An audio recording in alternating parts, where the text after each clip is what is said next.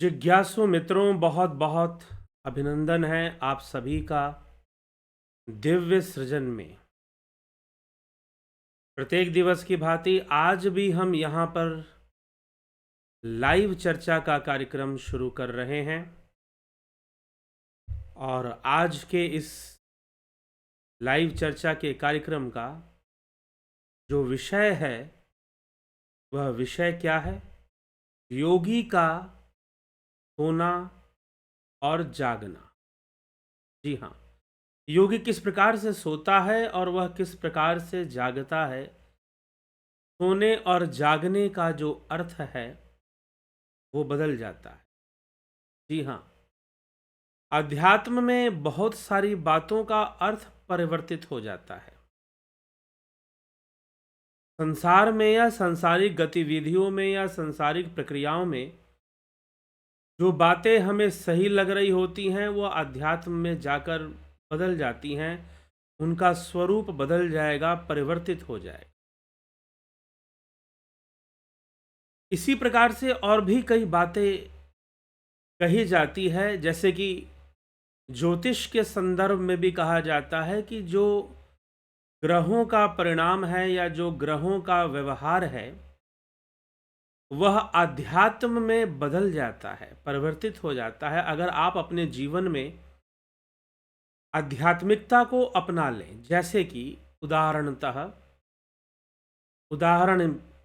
के अनुसार हम देखें तो केतु व्यक्ति को सांसारिक सुखों से दूर ले जाता है। केतु ग्रह व्यक्ति को सांसारिक सुखों से दूर ले जाता है, लेकिन वही केतु ग्रह जो है आपको आध्यात्मिक ऊंचाइयों को छूने में सहायक हो जाता है। तो इसीलिए परिभाषाएं बदलती हैं, परिस्थितियां बदलती हैं, अर्थ बदलते हैं जब हम आध्यात्मिक जीवन को अपना लेते हैं, जब हम साधना को, ध्यान योग को अपने जीवन का अंग बना लेते हैं तो बहुत सारी चीज़ें बदल जाया करती हैं। वैसे ही योगी का सोना क्या है और योगी का जागना क्या है? वास्तव में सोने का दो अर्थ है। एक सोना है जो हम शरीर का नींद सोते हैं हम, जहाँ पर हमारी इंद्रियां सो जाती हैं। और एक सोना है माया की नींद में, शरीर के नींद में नहीं बल्कि माया के नींद में एक सोना है। तो भगवान श्री कृष्ण श्रीमद् भगवद गीता में स्थित प्रज्ञ व्यक्ति के, स्थित प्रज्ञ महापुरुष के लक्षण बता रहे हैं और उसी के अंतर्गत स्थित प्रज्ञ व्यक्ति, महापुरुष या योगी, उसका सोने और जागने से क्या संबंध है उसको समझाने का प्रयास आगे श्री कृष्ण करते हैं। तो क्या कहते हैं हम उस पर जरूर थोड़ा विचार आज कर लेते हैं। तो भगवान श्री कृष्ण 69वें श्लोक में श्रीमद् भगवद गीता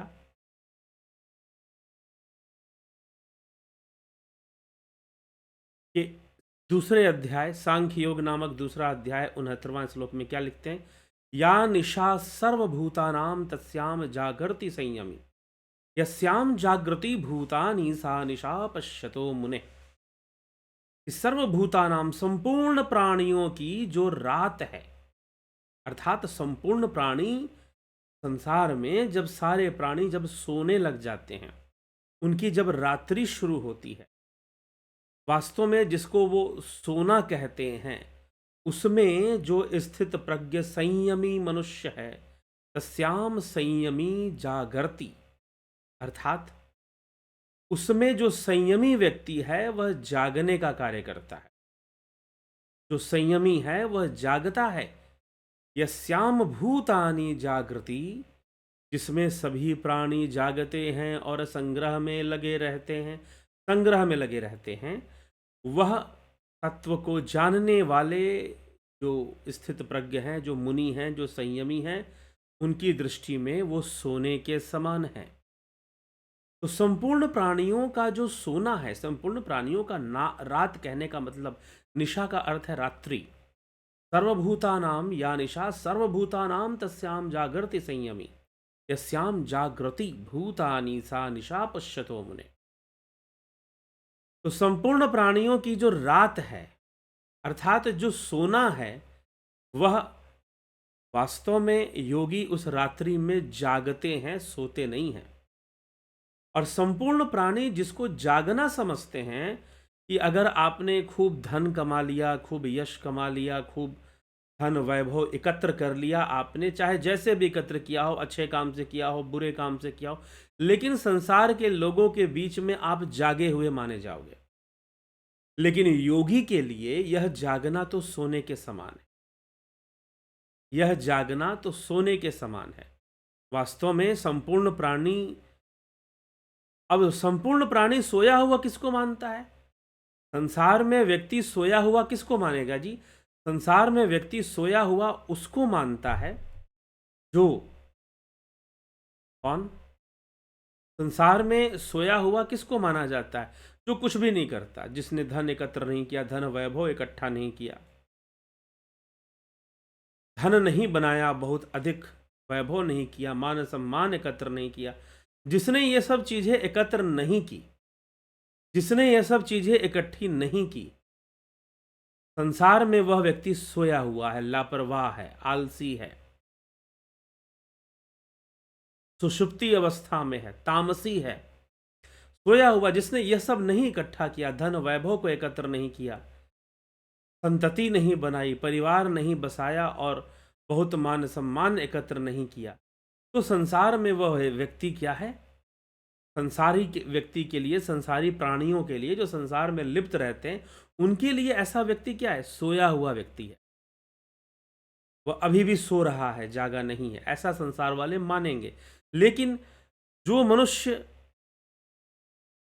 मनुष्य योग कर रहा है, योगी के लिए जागने के समान है, सोया हुआ नहीं है। वास्तव में जो योग नहीं कर रहे हैं, योगी के लिए वो सभी सोए हुए हैं। जो मात्र धन वैभव ही जानना चाहते हैं, जो मात्र धन वैभव ही एकत्र करना चाहते हैं, या धन वैभव या वृत्ति संपन्न ज्ञान को ही प्राप्त करना चाहते हैं, इंद्रियों से जो ज्ञान प्राप्त होता है मात्र उसी को जानना चाहते हैं या उसी को प्राप्त करना चाहते हैं, तो वह सब सोए हुए हैं। और जागा हुआ वह योगी है जो तत्व ज्ञान से संपन्न है, तत्व ज्ञान के मार्ग पर चल रहा है, ब्रह्म ज्ञान के मार्ग पर चल रहा है, जो मार्गी है, ब्रह्म मार्गी है, वह व्यक्ति जागा हुआ है। योग की परिभाषा के अनुसार वह व्यक्ति जागा हुआ है। लेकिन जो मात्र अपने शरीर, अपने स्वार्थ, अपने ऐन्द्रिक सुखों और धन वैभव को एकत्र करने मात्र तक ही जो सीमित है, वह व्यक्ति योगियों के लिए सोया हुआ है। भले वो संसार में जागा हुआ माना जाए, संसार के लोग उसकी बड़ी प्रशंसा करें कि इसने खूब धन वैभव एकत्र कर लिया, बड़ा सफल आदमी हो गया, लेकिन अगर उसने योग नहीं किया, योग मार्ग पर नहीं चल पाया, तो निश्चय ही वह सोया हुआ व्यक्ति, माया की निद्रा में सोया है, कर्म की निद्रा में सोया है, तीन गुणों की निद्रा में सोया हुआ है। ऐसा व्यक्ति सुषुप्ति अवस्था में माना जाएगा, सोया हुआ माना जाएगा। लेकिन जो ज्ञान के मार्ग पर चल रहा है, आगे बढ़ रहा है, उसे हम जागा हुआ मानेंगे, उसे हम जागृत अवस्था में मानेंगे। तो हमें यह विचार करना होगा, इस तथ्य को समझना होगा, और यही भगवान श्री कृष्ण यहाँ पे कह रहे हैं कि या निशा सर्वभूतानाम तस्याम जागृति संयमी, यस्याम जागृति भूतानि सा निशा पश्यतो मुनेः, सा निशा पश्यतो मुनेः। तो सोया हुआ कौन है, जागा हुआ कौन है, योगी के लिए कौन सोया हुआ है और योगी के लिए कौन जागा हुआ है? बस इसी विषय पर श्री कृष्ण चर्चा कर रहे हैं कि कौन सोया है और कौन जागा है। वास्तव में किसको सोया हुआ माना जाए और किसको जागा हुआ माना जाए? तो जागृत कौन है, विवेक से कौन काम ले रहा है, और सोया हुआ कौन है, जो स्वार्थ के वशीभूत, अहंकार के वशीभूत, मोह के वशीभूत लगा हुआ है अपने जीवन में, तो उसको हम सोया हुआ ही मानेंगे। अब वैसे तो रावण जागा हुआ व्यक्ति था, उसने धन वैभव सब तो इकट्ठा कर ही लिया था, लेकिन योगियों की नज़र में, ऋषि मुनियों की नज़र में वह सोया हुआ व्यक्ति था, वह जागा हुआ व्यक्ति नहीं था। वैसे देखा जाए तो सांसारिक दृष्टिकोण से दुर्योधन बड़ा ही जागृत है, क्योंकि वो खूब धन वैभव इकट्ठा करना चाहता है, अपने स्वार्थ की संपूर्ण पूर्ति करना चाहता है। लेकिन सच पूछो तो दुर्योधन सोया हुआ है, अर्जुन जागा हुआ है, पांडव जगे हुए हैं, क्योंकि वो कृष्ण के साथ हैं और कृष्ण के बताए हुए मार्ग पर हैं, ज्ञान के मार्ग पर, अध्यात्म के मार्ग पर हैं। लेकिन दूसरी तरफ दुर्योधन, धृतराष्ट्र मात्र धन वैभव और संपदा, भूमि, राज्य एकत्र करना चाहते हैं और उसके लिए अपनी बुद्धि लगा रहे हैं, युद्ध भी लड़ रहे हैं। तो सांसारिक दृष्टिकोण से वो जागे हुए हैं, लेकिन आध्यात्मिक दृष्टिकोण से वो सोए हुए हैं। दुर्योधन और कौरव पक्ष के जितने भी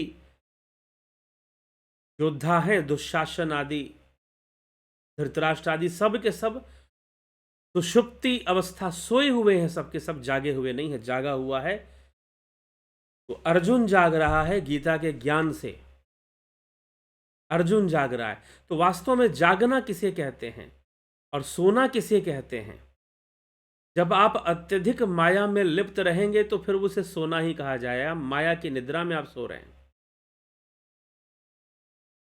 और यदि आप योग के मार्ग पर चल रहे हैं तो आप जाग रहे हैं, क्योंकि मनुष्य जीवन की प्राप्ति इसी योग की प्राप्ति के लिए हुआ है।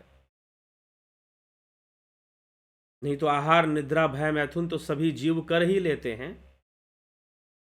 आहार निद्रा भय मैथुनम च समानमेत पशुभि नरमान धर्मो हि तेषाम अधिको विशेषु धर्मेन हीन पशु भी समाना।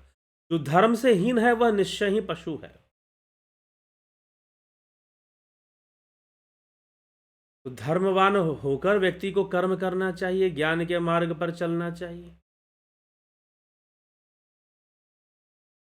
तो यही विषय, योगी का सोना क्या है, योगी का जागना क्या है। वास्तव में संसार के लिए जो जागृत अवस्था है वह योगी के लिए सोने के समान है, अर्थात सुषुप्ति के समान है।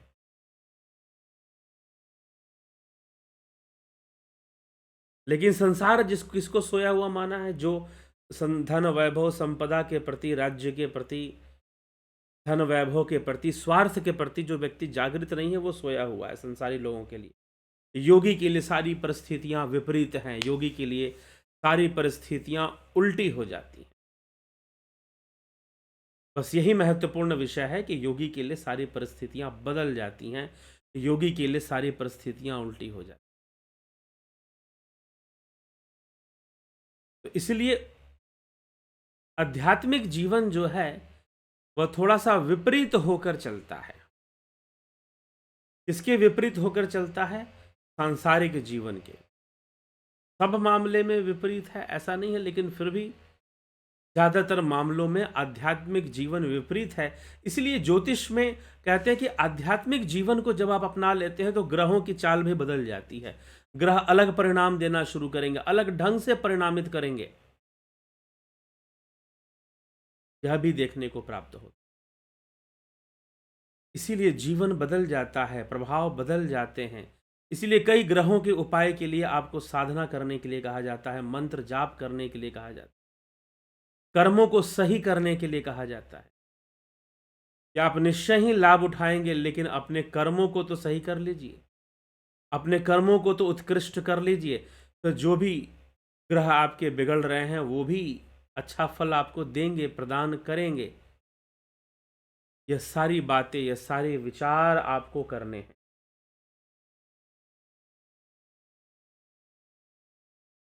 सारे विचार आपको करने हैं, बहुत गहराई से समझना है। तो भगवान कृष्ण यहाँ पर विशेष रूप से सोने और जागने की चर्चा कर रहे हैं कि वास्तव में जागना क्या है। जो भीतर से जागा हुआ है, जो सचेत है अपने अंतःकरण के प्रति, मन, बुद्धि, चित्त, अहंकार, इनके प्रति जो सचेत है, और जो इनके प्रति सचेत नहीं है उस क्या होगा? मनो अनुगामी हो जाएगा, इंद्रियों का अनुगामी मन बन जाएगा, और इंद्रियों का अनुगामी मन बनने से बुद्धि का हरण हो जाएगा, जो पीछे हमने सुना है। तो जो सो रहे हैं, जो इस संसार रूपी निद्रा में, माया रूपी निद्रा में, या निशा सर्वभूता नाम, जो सभी भूतों के लिए जो निशा है, रात्रि है, जो उस रात्रि में सोए जा रहे हैं, भला उनको जागा हुआ कैसे कहा जाए? वो माया रूपी निद्रा में, माया रूपी निशा में सो रहे हैं। उनकी समस्या यही है कि वो माया रूपी निशा में विश्राम कर रहे हैं, माया रूपी निशा में सो रहे हैं। लेकिन जागने का उपाय होना चाहिए, वह साधना से होगा, आत्मज्ञान ध्यान योग से होगा। जागने की प्रक्रिया मिलेगी। जब ध्यान योग का कोर्स आप करेंगे तो आपको जागने के, स्वयं के प्रति जागिए, अपने प्रति जागिए, अपने मन के प्रति, बुद्धि के प्रति, चित्त अहंकार के प्रति आपका जागरण होना चाहिए। इसलिए कृपया करके आप जागिए।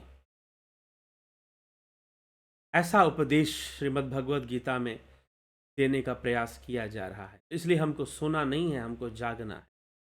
दुर्योधन सोया हुआ है, पांडव जगे हुए हैं, क्योंकि वो योग मार्गी बन रहे हैं। सचेत होना जरूरी है, स्वयं के प्रति सचेत होना, मात्र बाहरी वस्तुओं के प्रति नहीं, बाहरी व्यवहार के प्रति, स्वयं के प्रति, स्वयं के मन बुद्धि चित्त अहंकार के प्रति सचेत होना, कॉन्शियस होना अति आवश्यक है। तो यही भगवान कृष्ण का यहाँ उपदेश है कि तुम जो योगी है, जो स्थित प्रज्ञ योगी है, उसके लिए सोना और जागना क्या है? संसार में धन वैभव एकत्र करना, यह सब सोने के समान है। मोक्ष की ओर बढ़ना ही जागने के समान है। कैवल्य की ओर आगे बढ़ना ही जागने के समान है। तो हमें जागने की प्रक्रिया को भी भली भांति समझना चाहिए। जागने का जो तरीका है, जो मार्ग है, उसको भी अच्छे से समझना चाहिए, नहीं तो बहुत भारी गलती भी हो सकती। इसीलिए एक प्रॉपर वे में यहाँ पर आपको ध्यान योग का कोर्स चलता है। यह जागने की प्रक्रिया है। यह ध्यान योग का कोर्स क्या है? यह जागने की प्रक्रिया है, जागृत होने की प्रक्रिया है। तो यह कोर्स ऑनलाइन कोर्स यह चलता है, 20 दिसंबर से शुरू हो रहा है। लेकिन कई लोग प्रश्न करते हैं कि भला ध्यान योग आप ऑनलाइन कैसे सिखाएंगे? ध्यान योग भला आप ऑनलाइन कैसे सिखा देंगे? तो उसी के लिए आपको नहीं समझ में आ रहा कि ऑनलाइन क्या होगा, कैसे होगा, तो एक फ्री डेमो क्लास रखा गया है। फ्री डेमो क्लास, जी हाँ, 14 दिसंबर को, 14th ऑफ दिसंबर 2022, तो 14th ऑफ दिसंबर को शाम को 6:30 बजे आपको यह कार्यक्रम है। तो यह जो डेमो क्लास जो हुआ है, जो इसलिए रखा गया डेमो क्लास, इसीलिए रखा गया ताकि लोग समझ सकें कि यह कार्यक्रम ऑनलाइन मीडियम से कैसे चलेगा। जिन्होंने डेमो क्लास ज्वाइन कर लिया और ज्वाइन कर कर इसका लाभ उठा लिया, वो समझ गए होंगे। जैसे कि आज डेमो क्लास हुआ, आगे भी यह डेमो क्लास होगा। Demo class free, demo class जो है आपको आगे भी प्राप्त होगा, आगे भी मिलेगा। तो जिन्होंने इस फ्री डेमो क्लास को समझा है कि यह ऑनलाइन क्लास कैसे चलेगा, तो निश्चय ही इसको ज्वाइन कर कर इस कार्यक्रम का भली भांति आप लाभ उठाइए।